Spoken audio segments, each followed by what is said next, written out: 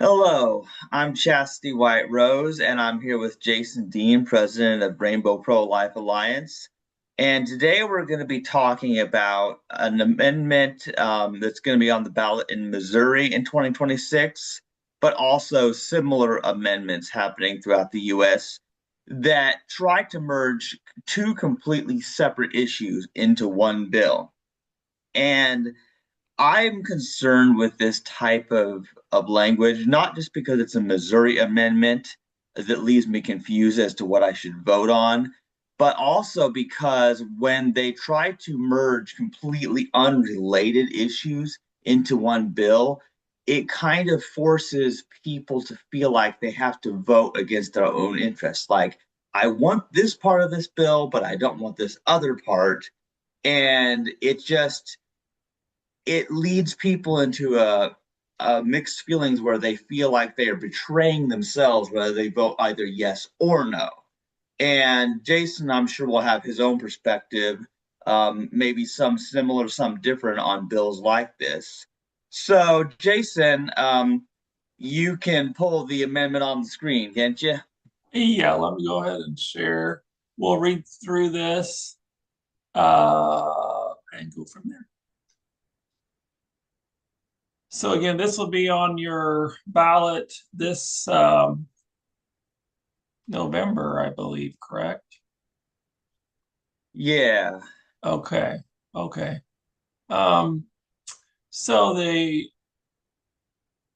official ballot title says, "Shall the Missouri Constitution be amended to repeal the 2024 voter approved amendment providing reproductive health care rights, including abortions through fetal viability, allow abortions for rape and incest under 12 weeks gestation, emergencies and fetal anomalies, allow legislation regulating abortion, ensure parental consent for minors' abortion, prohibit gender transition procedures for minors."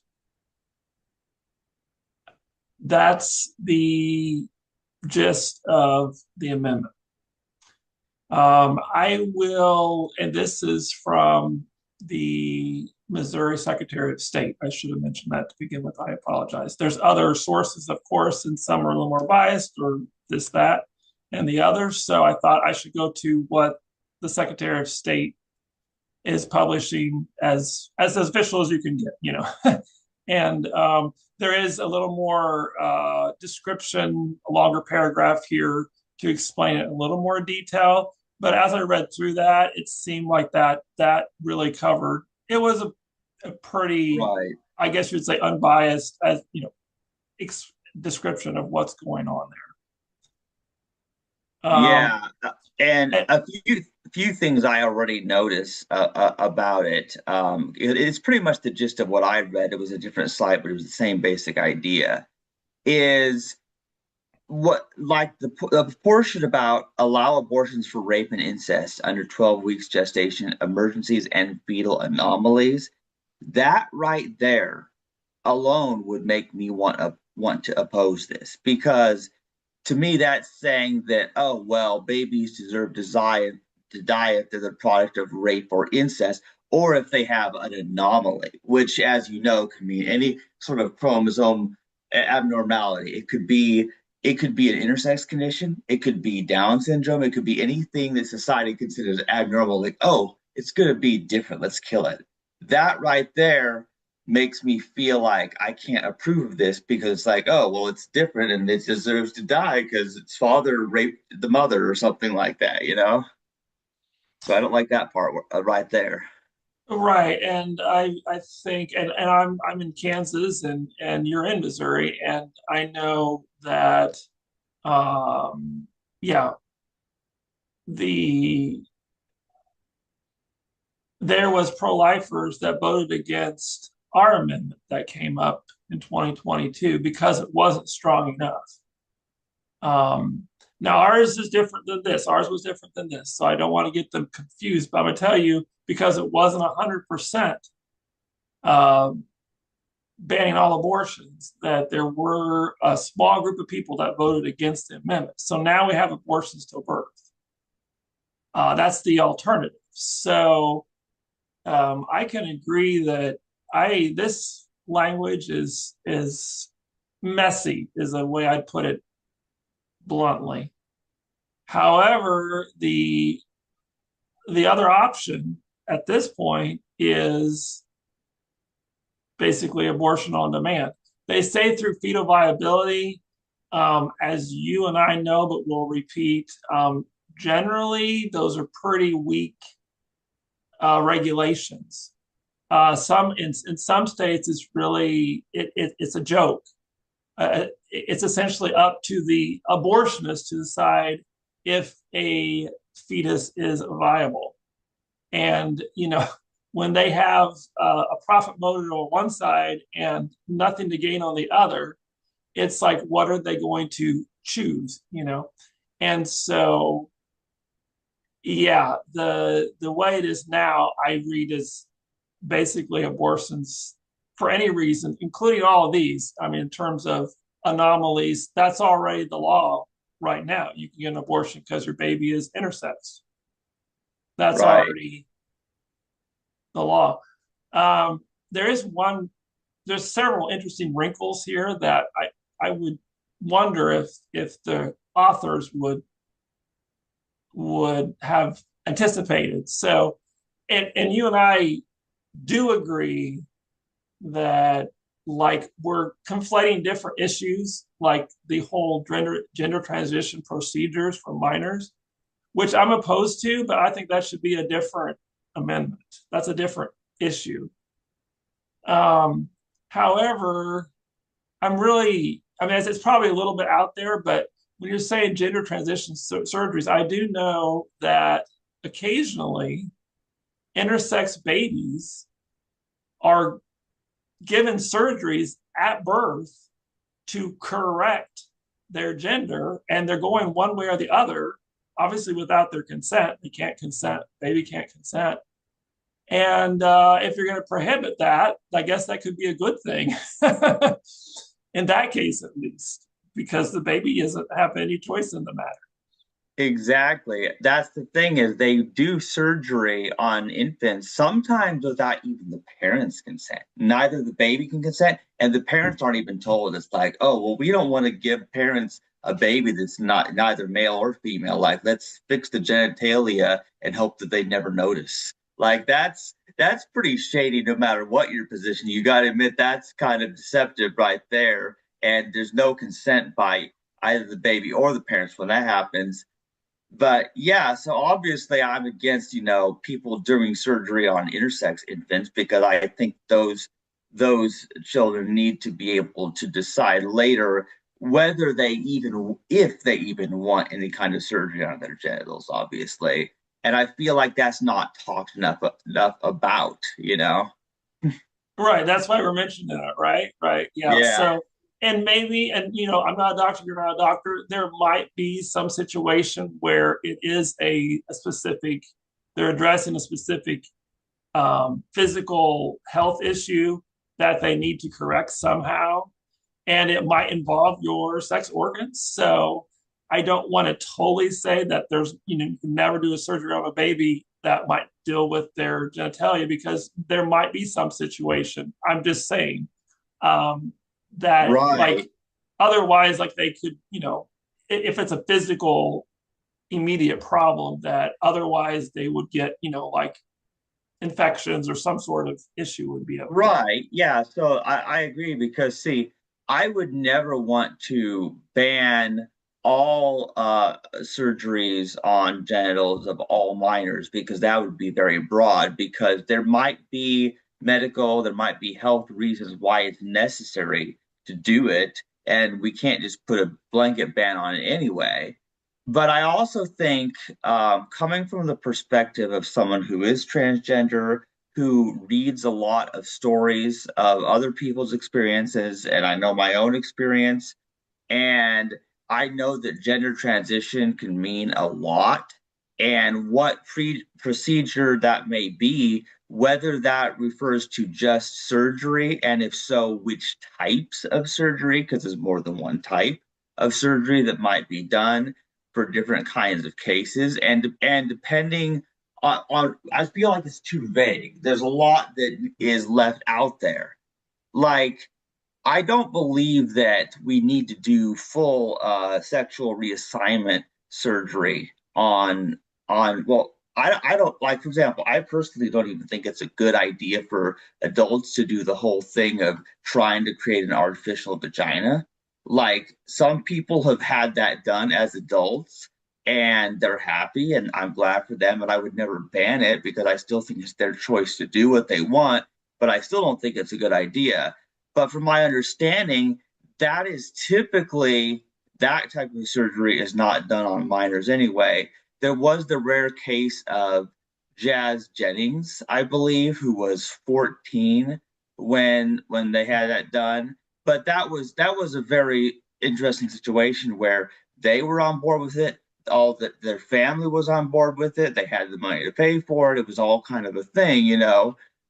So I think it worked out in that case. So I wouldn't approve of trying to prohibit all gender transition things when sometimes gender transition, it might just mean puberty blockers, or it might mean something else, but it probably doesn't mean full gender reassignment surgery. So I feel like having that in a bill that's primarily about abortion, first of all, we agree that's out of place. Second of all, the average person is a person who is cisgender, straight, they're not transgender, they don't even know what gender transition procedures mean. So their mind is instantly going to jump to the most out there thing, which may or may not even be what this bill is referring to. Yeah, that's fair. Yeah, I hear you. I hear you. And I think I'll pull down the screen in a minute here, just back to us. But I did want to look at, so in 2024 when Missouri narrowly passed the amendment allowing babies to be killed, um, there there that was replacing basically a total ban on abortion, total protections for Right. children. And so, and my husband and I had a discussion with his father, after that happened, and his father mentioned, it's like, well, if you don't have any exceptions, then it's going to have a hard time passing even in Missouri. And I had to agree with them. There's a group of folks out there that in these hard cases want that option. Now, I think you and I have talked about, in our hearts and our worlds, rape and incest. First of all, what's the rapist, the incestor? What do they get if the baby gets mutilated, Right. killed, poisoned, starved? What's the rapist get? And I'm against the death penalty, full stop. But first of all, if the rapist isn't getting torn apart and his skull crushed, then the baby shouldn't be getting that either. It's a horrible situation, horrible all Exactly. around. But I want to know what you're going to do to the rapist, because they're the antagonizer. They are the one causing the situation. Well, and here's the thing, Jason, and this is something I've said for years, is that first of all, a rapist would want the baby to be destroyed because that baby is the piece of evidence that implicates them and that they raped that person.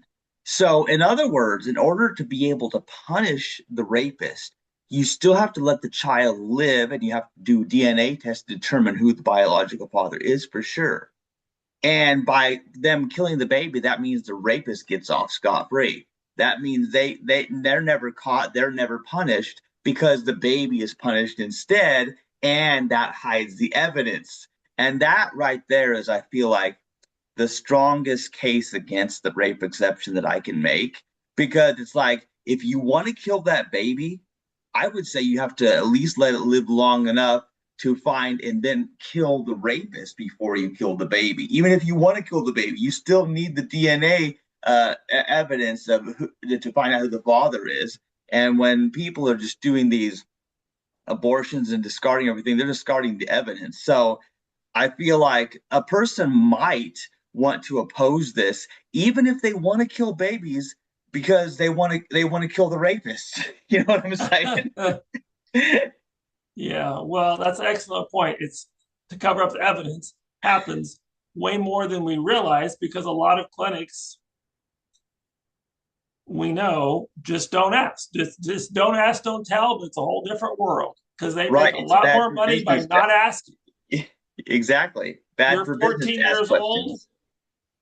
coming in there and you're pregnant, 14, that's automatically, you know, should be reported. There's Yeah. no argument at 14. I mean, yes, maybe it was your 15-year-old boyfriend, maybe it's your 34-year-old uncle, but that automatically has to be reported and dealt with. Just the fact that you're pregnant and you're showing up at wherever, and certainly the abusers know that it's much safer for them to try to get rid of the evidence and take care of business at an abortion clinic than end up at a hospital, the live birth on a 14-year-old, because they're going to file the charges. They're going to report. Uh, the abortion clinics, maybe they will, and probably they won't. Yeah, that's the thing. It's been said by many people before that abortion is a rapist's best friend Oh, because the industry has allowed them to continue raping people. And often people are raped by their own family members. So that's one of the reasons their own family is even paying for abortions and pressuring them to abort to hide the evidence. And then there's the whole sex trafficking industry. People, who are children who are forced into prostitution and all kinds of stuff. And that industry makes a lot of money off of these girls. And so, of course, they're going to want to have abortion too. So there's a lot of shady stuff that would not be able to continue when there are bans on abortion. And that's one of the main reasons for the banning of abortion is because besides the fact that we don't want the babies themselves killed because it's wrong, but there's so many other things connected. And because of, fathers abusing their daughters, prostitution, sex trafficking, all kinds of rape. A lot of things become harder to hide. A lot of evil becomes harder to hide when you ban abortion. And I feel like people who care about women, even if they don't see these babies as people, if they say they care about women, they don't, but they claim they do, then they would also want to do something to stop these things. And they would not want the rapists to be able to get away with it. So the fact that they are not asking these questions, the fact that they're not requiring people to report when 14-year-olds and even younger are getting pregnant kind of shows where the priorities lie. I'm making the money. Yeah, Yeah. yeah. So my question for you though, Chastity, so beyond the rape and incest and the anomalies saddens me because there's a lot of babies that, I mean, that's just a whole nother level of discrimination because the baby has Down syndrome or is intersex or spina bifida, or there's a long, long list. And the language is a little bit vague on what I read, and I'm not sure, all the details on what they're going to consider an anomaly, because some places it's very could be anything. However, I see that this amendment has some intrinsically good points, and that, as we know, at least statistically speaking, the rape and incest part is 1 or 2% of abortions. So, and once you get one step away from that, there's a whole group of abusive men that it's not necessarily rape, but they're pressuring. I say abusive men, but it's also families sometimes, parents, um, girlfriends, boyfriends, you name it, that are pressuring the individual that's pregnant to abort. And all that would be essentially cut out because, Mhm. at least in Missouri, that would not be allowed. And that would be, and then there's just frankly women that don't want to be pregnant and maybe are in for their fifth abortion or whatever and are just using this contraception. There's a whole panoply Mhm. of different folks that are doing different things for different reasons, but the end result is the dead babies we're trying to save. And like you said, mothers, parents that are caught in between sometimes, sometimes not. It's just their flat out choice. They want a dead baby, they go in and pay for it. And then the other extreme is abuse, all around abuse and death. So at the end of the day, if you vote against this, we're stuck with status quo and all babies die essentially. Or we get on the path of saving a good chunk of them. What do you think about that? Yeah, I see where you're coming from. I guess I'm personally one who's not very much for compromise. And I feel like the fact that that this allows abortion in the anomalies and the rape and incest, I feel like that right there, just right there makes me want to oppose this amendment because I can't be agreeing with something that says that people who are abnormal, including people who may be like me, deserve to die. Like I feel like I everything in me says I can't support that. Now, hey, here's a thought experiment. Now, you were saying that a similar bill was what happened in Kansas, but it was a total abortion ban, right? What was that? Was it previous That year or? that was in 2022. It actually wasn't. It was just the Kansas amendment stated that the our Constitution doesn't say anything about abortion. That's what our amendment said because our Supreme Court's liberal, the Kansas Supreme Court's liberal. So they invented the right to abortion here, just like the U.S. Supreme Court did. And so they like, yep, it's in here, even though there's no word abortion, there's no word, it's like it's pretty goofy stuff. But we had to clarify that.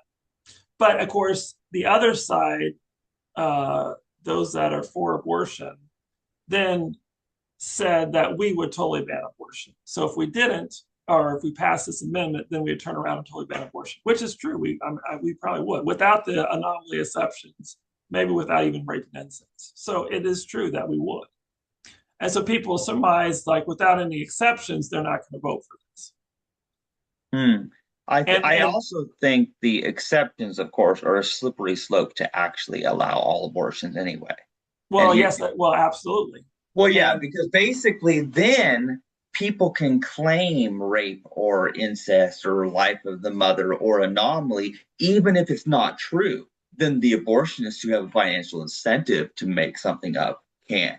The families who are getting these women pregnant or these women themselves have incentive to lie. As soon as you have these exceptions, it really does allow people to sneak in abortions, even if these things aren't true. So I find these exceptions to be very dangerous. And the only exception, which I've never really considered it an exception, but just for the sake of stating it, the case of ectopic pregnancy is one where there is no chance for the baby to survive because it's stuck in the fallopian tube. It's not in the uterus, so there's no chance of it surviving, and that will be fatal to the woman if they don't remove it. So that is the only exception that is not even really an exception because you're not killing a child that has a chance at life. So I just want to mention that. Of course, I'm for that exception, even though I feel like that's common sense and we shouldn't have to say it, but I'll just say it because people are going to assume that we don't want women's lives to be saved in the case of ectopic pregnancy. And I don't think I've ever met a pro lifer who's been against that. Right. And in our world, I would wish they would, when we define what we're against abortion, what you're talking about isn't really removing a child because they are in a location that is going to probably kill the mother or the pregnant person. Hmm. And they have, at this, with our technology today, there's no viable option for them to be transplanted elsewhere or to live. That is different Hmm. than going into an abortion clinic and dismembering your child, poisoning your child with digoxin, which is used to kill death row inmates, starving your child with drugs. That's not generally how they even do procedures for ectopic pregnancies. They go in and remove the child. There are drugs to take to essentially induce labor because they can do that. And so there's some other health situations, even beyond ectopic pregnancies occasionally, that they have to induce labor, even though the baby probably won't survive. Or they know that. But because the mother has, let's say, uterine cancer or something that they have to address now, and with the baby there, they can't do that. And so they remove the child. So removing the child is kind of our last resort that we something we need to do. Yeah, Dismembering, violently destroying the child is, I don't think, ever an option that we need to do. exactly.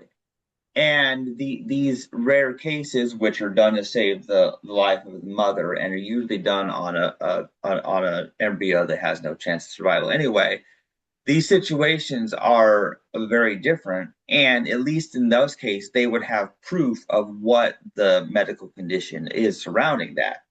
Whereas basically, when people are just allowing abortions for all these ridiculous reasons, rape and incest or anomaly, which can mean anything, it basically just allows abortion with no evidence of what's going on. And I feel like both in the case of these things, some of which are called abortion, that are not abortion in terms of what we're actually talking about, because we're talking about elective abortion. We're not even talking about things that may medically be called abortion, but are just a way to save the mother's life, you know, because they do use deceptive language, just like in the case of the intersex children, like, and in general, we don't want them operated on, but unless there's a documented, proven health condition where they have to do it because that's gonna, they might die otherwise, you know. So, and I feel like things need to be documented and proven, and of course, when young children are ending up pregnant, that does need to be reported, and that's something that the abortion industry wouldn't want to do because it's bad for business. It's much easier for them to keep it secret so that here's a 12-year-old who's pregnant by their father. Well, let's not report it because we want their father to keep getting them pregnant, so they'll keep coming up for abortion. See the financial incentive there? So that's the thing, is that's why if you care about who are being raped, if you care about women, you will oppose the abortion industry because it's very harmful to them and causes them to go through that trauma multiple times. Yeah. I will mention, so for our amendment in Kansas, one of the main, and the pro-abortion side had double the amount of money we had to deceive people about what was happening. One of the main commercials they ran was this woman that had a serious life-threatening health complication with a pregnancy with a baby that was not going to survive anyway. Mm-hmm. And she wanted the baby, and there's even just a brief glimpse. You see the babies, they got like handprints done of the baby. It was a late term abortion, and they played that ad nauseum to scare everyone into believing that we were going to ban that, and we were so cruel and mean. So that's why Missouri and some other states are saying, no, hey, look, we have this exception. Now, like I said, I don't have the details in front of me. I do know for rape and incest, most of the pro-life states, they require you to report that to the authorities. There has to be reporting. And that will cut back on some of the fraud there because are you going to report your boyfriend that just got you pregnant consensually? Maybe, but I mean, some will back off from that and say, no, I don't want to report. Well, why don't you want to report? Because it's not true. So there is some, usually, like I said, I'd have to look into Missouri a little more, but usually there's some safeguards. And on the anomaly side, I know in Kansas, when we had a legitimate ban on late term abortion, you could get an abortion for an anomaly, but it was written in such a way that it was extremely rare. Like we had literally like one abortion for that situation out of 3,000, which is still, it's sad because I can tell you that baby was intersex. The baby actually had some other, because I had to document it, but the baby had several abnormalities, anomalies. And yes, it was predicted that they wouldn't survive birth because of all these anomalies and so forth. And it was sad and that's horrible. But it was written in such a way that it wasn't just like everyone could go in there and come up with whatever anomaly they wanted. It's like, oh, your ears are too big or something, and get an abortion Right. for that. So it And was, yeah, as we know, there have been cases where doctors will tell patients that their fetuses are not viable and that they pressure them to abort. But then they'll continue the pregnancy like, no, we'll take our chances, and the baby is born perfectly healthy and fine. And then they realize the doctor just totally lied to them. How many abortions are right, done just because the patient was convinced by a doctor who lied? That's another thing to consider, you right. know. And Well, yeah, another thing I like to call attention to is how there are so many minors that are receiving abortions and it's kept secret. Things are not reported. There have been cases where, like, there's a teenage daughter that never comes home and the parents don't know. They don't know that she died in an abortion because women do die in abortions. And because she kept it secret, they didn't know she was going in for an abortion, and they probably would have tried to talk her out of it. But then she's dead. The baby's dead. She's dead. She doesn't come home. They don't never find out why. And that right there is one of the causes for children who go missing and are never found. That's another thing. And the fact that people are allowed to perform abortions on minors without parental consent is weird to me, especially given the fact that, like bringing up the transgender issue, for example, people don't just have gender transition drugs or surgery, without there being parental consent. Like the amount of hoops somebody has to jump through. In most states, you do have to be over the age of 18 to get any services at all, and you have to have good insurance or good money. And the fact is, it's a lot harder to use hormones or surgery to gender transition than it is to get an abortion. And I feel like that's a sad statement because abortion is actually much, much more dangerous. It always kills at least one person, you know? And and on the contrary, I'm generally for some, gender transition procedures, whether for adults or minors. Is That's an area of debate. At what age can somebody consent to life altering changes? I feel like that's a discussion worth having, obviously.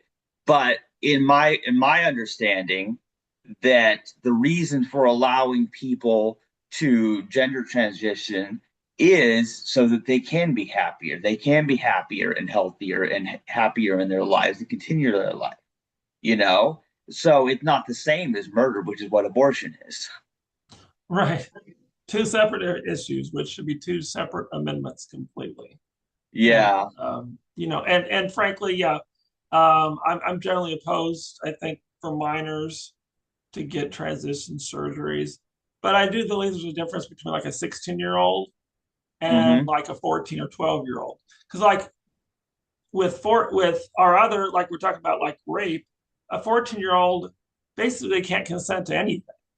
And so how are they going to be able to consent to changing their gender physically? Yeah. So and at 14, I'm like, gosh, damn, like that seems extremely drastic. And, and the way our other laws are set up that are to protect them for the several reasons, but their brain's not completely developed. How are they supposed to? That's why they can't consent to Well, anything yeah. else except gender I, transition and surgery. yeah, Jason, the thing is, I feel like right there, there's so much that could be discussed because at what age are people allowed to consent to certain things? Like, think about it. They have to be 18 to vote, but people can get a driver's license at 16 years old. And should 16-year-olds be even allowed to drive? Like, I Well, of course question. not. No. I question that. I feel like a lot of people, and then when people are 21, they are allowed to kill their brain with alcohol, and then their brain never fully develops. And as you know, a lot of bad decisions happen when it comes to alcohol. And then there's the whole issue about how there was prohibition. There was a time when alcohol was illegal, and then they legalized it. And I'm like, well, but regardless, alcohol is still not good. And why are we allowing anyone, especially 21-year-olds, when their brain still is not fully developed even at that age? Like from what I understand scientifically, like our brains like fully mature around 26 years of age anyway, which is interesting because that was the a time when I went through a lot of changes philosophically, religiously. I turned vegan and into like this consistent pro-life person who became very active in a lot of ways. So I think it's true. I do think when you're in your mid 20s to 30s that you really do start really thinking deeply about a lot of things. Plus, I never consumed alcohol. So there's that. I'm sure certain that helps. But I And do think it's yeah, there's a difference between an 18-year-old and a 16-year-old. There's a difference between a 16-year-old and a 14-year-old and a 12-year-old. Different ages, and also it depends on the person, obviously. And that's why I don't think that, first of all, legally, I don't think that people can have gender transition surgeries without parental consent. I'm pretty sure parental consent is required for anyone under the age of 18 anyway, which I think it should be because I don't think that those people on their own really can make those kind of decisions. But I just don't want a blanket ban on it because if there is a case of someone who's 16 and there is a procedure they want and their family is in agreement and they're rich and they can pay for them, like, yeah, sure, let them have it if everyone's agreed and it's been discussed the risks versus benefits. So it's a case by case basis. it's interesting we talked through this because statistically with abortions, you think of who's getting abortions 26 and under. That's a huge, I believe, a majority of abortions are on people that age and under. Yeah, yeah, it's interesting. The younger people are the more dangerous stuff they're doing, and there's so much that happens in high school and college age people anyway. And I thank God that I was homeschooled. I really, and that I didn't even do a college until my 30s, and that was online college, which is a lot safer. I don't want to physically be around people more than I have to. Yeah. Well, it just brings up just concerns even beyond the age of consent when you have young, like you said, college folks, young people, and I'm not saying we're banning abortion at 26 years old. I'm saying we're banning all abortion, but the fact that the industry, I believe, preys on Mhm. younger folks that are more susceptible to being manipulated, abused, lied to, and just don't know the ways of the world. the way you and I do, Chastity. Yeah, yeah, So a little bit of it's not arrogance. It's just once you've been here half a century, it's like you do figure out a few things, and you really want to watch out for those that are still in that process. So yeah. uh, yeah, so we might have to visit this again before the amendment because I'm curious. Once the more, have you heard any commercials or ads so far yet, or not really? Well, I guess the only way I would see an ad would typically be if it was either somehow embedded in social media or if it was on the TV in the break room because I don't even watch TV, Oh, myself. okay. Or like a billboard, I Um, guess, or something. Yeah, because Right. I haven't really like I know in years past I would get like in the mail I would get pro-abortion ads like the one that Right. turned me into this fierce pro-life activist when that one was about Todd Aiken like Todd Aiken won't give women a choice and me I was in my early 20s at the time I'm like who the hell is Todd Aiken anyway and who are these ugly women on the picture making sad faces like whatever kind of propaganda they were trying to pull didn't work on me because then I get online and I start Googling abortion, Todd Aiken, and I'm like, well, abortion's really bad. And Todd Aiken, he may have said some wrong things, but his heart was in the right place. Like he's like, well, why are we attacking the child instead of punishing the rapist? I'm like, that makes a lot of sense, you know? Yeah. Yeah. Well, I'm wondering because I know we're a little bit of disagreement right now, but as the because I think we'll find out with this Missouri amendment as the couple months progress here before election day that people how fiercely the those that are for abortion fight this because if they're really fighting it strong it means it's like Dorothy and the ruby slippers it must mean something there must be something to it like it's going to stop something it's going the party's going to be over You would or if say that they're because you're from Kansas. well, of course, I know, I've been around. So, and if they don't fight it that much, maybe there's not, it must mean it's not going to hurt their business. So I'm curious as this plays out. I'm going to theorize that they're going to fight it hard because I believe, I'm going to have to look at the details, but I believe this is going to stop 97% of abortions in Missouri. Hmm. And that's pretty good. It's not exactly what we want, but it's pretty good. It's a good step. And we could always come back and go for a stronger amendment at that point and say, we really need to strengthen this because, our the few exceptions we're allowing, people are manipulating the system or it's just not fair to the baby, something Right. where we could strengthen that and get that up to 99%. Yeah, and I feel like with this Missouri bill specifically, there are two things that trip me up about it. So what I want to do here is a little bit of a thought experiment because now let's suppose we took this bill and we edited parts of it.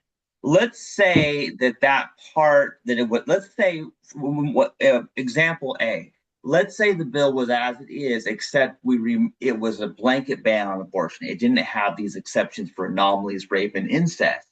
And then I think in that case, like I would be more likely to support it if it didn't include these exceptions because I feel like those exceptions, it literally would allow for the abortion of somebody like me who might have an abnormality and our friend that we both know that we've talked about before, you know.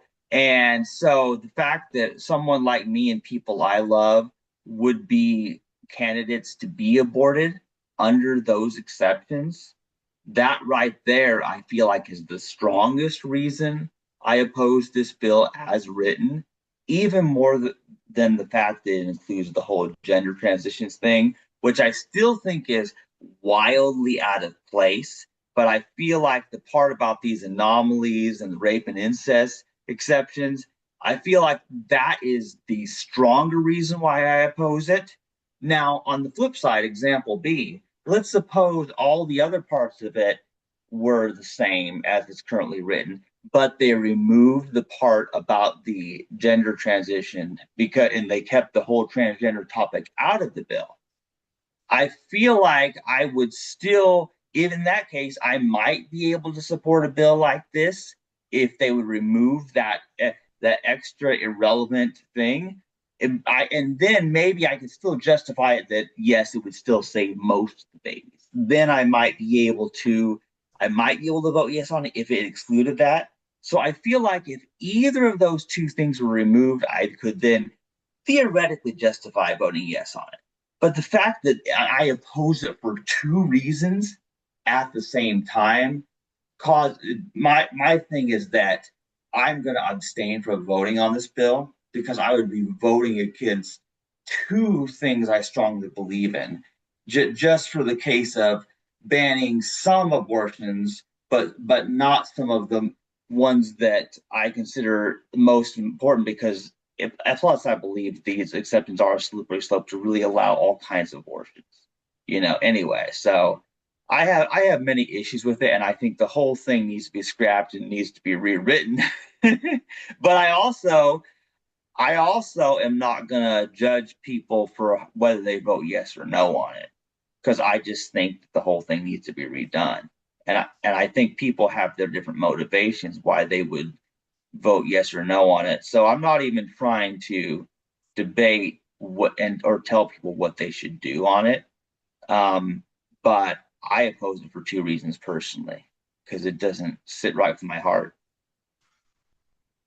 Okay. Well, I like I said, we I agree it needs to be rewritten. It does.